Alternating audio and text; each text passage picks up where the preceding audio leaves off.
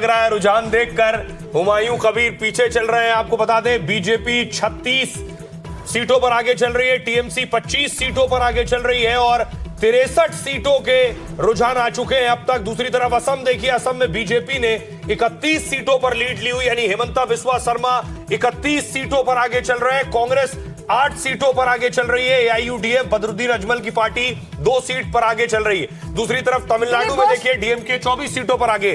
दिलीप घोष हमारे साथ जुड़ गए हैं। दिलीप दा नमस्कार। मनोज्ञा बोलची, आपसे सबसे पहला सवाल, संघ और संगठन के सामंजस्य को कितना क्रेडिट देंगे इस बार, क्योंकि रुझान में तो आप आगे चल रहे हैं, आप भी तो आगे चल रहे हैं ना खड़गपुर से।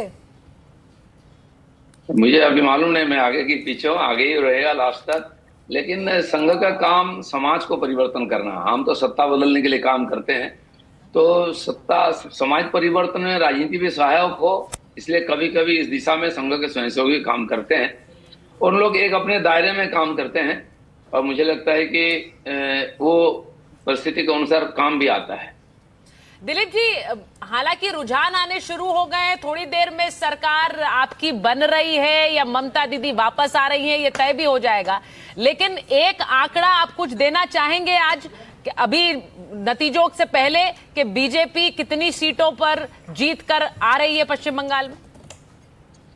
देखिए, पिछले आप 50 साल का देखें आंकड़ा, तो जो भी सरकार बनाया 200 के ऊपर सीट रही, 251 से लेकर 211 तक।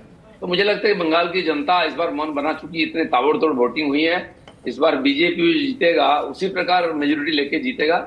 लेकिन मुझे व्यक्तिगत रूप से जो लग रहा है कि 160-70 से नीचे नहीं होगा और 200 का ऊपर जा सकता है, वो होगा। दादा, 3 सबसे बड़े मुद्दे किसको आप क्रेडिट देंगे अगर आपकी सरकार बनती है, बीजेपी जीतती है तो?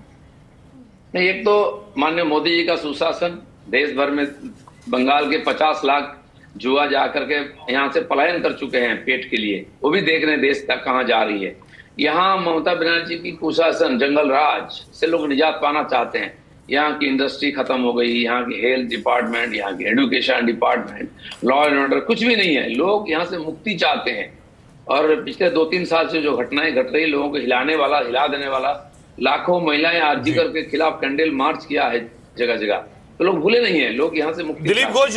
दिलीप घोष जी, मैं एक सवाल आपसे लेना चाहूंगा कि आप बहुत से मुद्दे गिना रहे हैं बीजेपी की जीत के लिए। मतलब मैं अगर कहूंगा कि 43 पर बीजेपी आगे, टीएमसी 27 पर आगे है, 44 हो गया है आंकड़ा।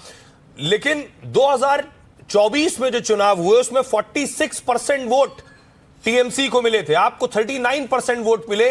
इन 2 सालों में ऐसा क्या हुआ आपके दावे के हिसाब से कि जनता सत्ता परिवर्तन चाहती है?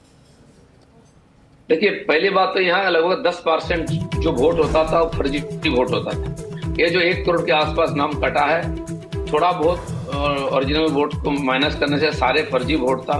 मरे हुए लोग, दूसरे जगह का जो वोटर नहीं है, बांग्लादेशी सब थे, इसका फॉल्स वोटिंग होता था, उससे ममता बनर्जी जीतती थी। उसके पहले सीपीएम भी इसका लाभ लेता था।